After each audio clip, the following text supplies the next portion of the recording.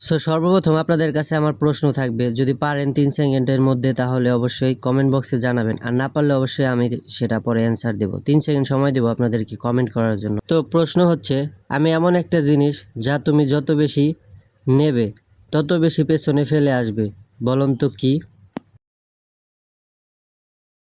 উত্তরটি হচ্ছে পদচিহ্ন বা পায়ের ছাপ। তো 2 নম্বর প্রশ্ন হচ্ছে, আমার কোনো মুখ নেই কিন্তু আমি কথা বলি, আমার কোনো পা নেই কিন্তু আমি ঘুরে বেড়াই, বলুন তো কি? উত্তরটি হচ্ছে নদী।